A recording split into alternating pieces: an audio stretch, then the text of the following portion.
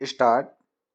भारतीय परंपराओं में दीर्घकाल से सामाजिक सुदृढ़ता के अनेक आख्यान आज भी शाश्वत है। चूंकि परिवार हमारे जीवन की प्राथमिक पाठशाला है, जहां प्रारंभिक ज्ञान बोध की रश्मियां हमें प्राप्त होती है, काल और परिस्थिति के परिवर्तन के फलस्वरूप इसके आयाम से हमें सदा जुड़े रहना भी पड़ता है। बचपन की स्मृतियों में जब मैं झांकता हूँ तो सहसा कुछ प्रसंग मन को मुदित कर देते हैं, लेकिन उसके गूढ़ अर्थ और भाव जीवन के प्रेरक पाठ्य के रूप में दिखते हैं। बाल्यावस्था में बताया गया था कि गोधूली बेला में जब मास्टर जी पढ़ाने आए तो खुद लालटेन साफ कर इसे जलाकर तैयार रखना है और द्वार पर उनके दस्तक देते ही जाकर चरण स्पर्श करना है। बचपन की चंचलता के कारण कभी कभी यह क्रम टूटने पर गुरुजी अति स्नेहिल भाव से संदेश दिया करते थे कि अभिवादन का यह क्रम दूसरे दिन भंग न हो। पैरा। गर्मी की छुट्टी या शादी विवाह के मौके पर नानी, मौसी या बुआ के घर के प्रवास से लौटते समय नए कपड़े से विदाई और बड़े जनों के चरण स्पर्श के एवज में हाथ में चवन्नी या अठन्नी की भेंट आज के सैकड़ों रुपए के मूल्य से अधिक थे। पैरा। अभिवादन के अर्थ को जब हम मनन करते हैं तो इसके कई पर्याय हमारे समक्ष होते हैं। अलग अलग तरीके से सम्मान व्यक्त करने का प्रयोग सदियों से चला आ रहा है। इस क्रिया को भारतीय संस्कृति के अमूल्य धरोहर के रूप में स्वीकार भी किया गया है।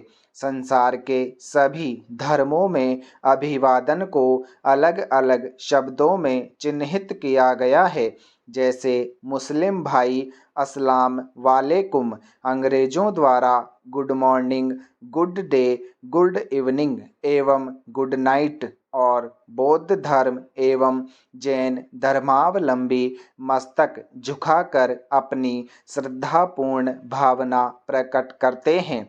हमारे सिख भाई सत श्री अकाल के उच्चारण से एक दूसरे के प्रति सम्मान प्रदर्शित करते हैं। भारतीय संस्कृति में दोनों हाथ जोड़कर सिर झुकाकर अभिवादन या प्रणाम करने का प्राचीन प्रचलन है। योग विज्ञान ने यह प्रमाणित किया है कि अभिवादन मानव संचार की वह प्रभावी क्रिया है जिसमें व्यक्ति एक दूसरे को अपनी उपस्थिति स्वीकार कराते हैं। आपसी संबंध के नवीकरण का दौर प्रस्तुत करता है। पैरा। नमस्कार या प्रणाम करना एक मनोवैज्ञानिक पद्धति है जिसमें हम हाथ जोड़कर जोर से बोल नहीं सकते, क्रोध नहीं कर सकते और भाग नहीं सकते।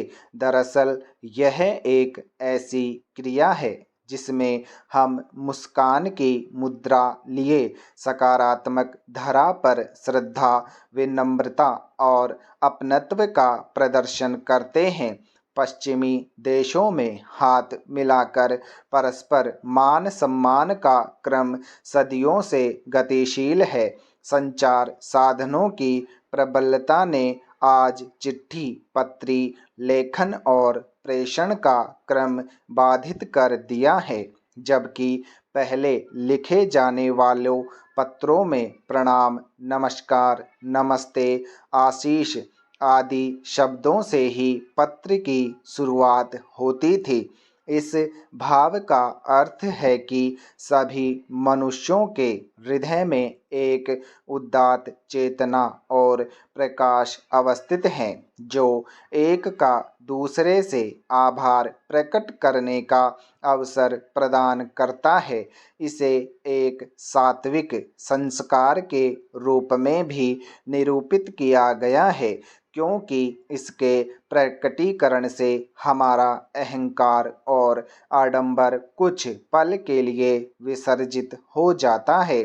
यह विदित है कि विद्या की शोभा विनम्रता में है। जो सरल है, झुकते हैं और कोमल है, वे कभी टूटते नहीं, जबकि कड़क, कठोर और खुरदरे शीघ्र टूटकर बिखर जाते हैं। नमस्कार की मुद्रा गैरों में भी कभी कभी अपनत्व का बीज बो देती है, क्योंकि इसमें साधुता, सरलता, कोमलता और पवित्रता का सात्विक मिश्रण है। पैरा। अन्य सामाजिक परंपराओं की तरह अभिवादन के स्वरूप में भी परिवर्तन हो रहे हैं। यूँ कहें कि इसके मूल्यों और गरिमा में ह्रास के चिन्ह दृष्टिगोचर होने लगे हैं।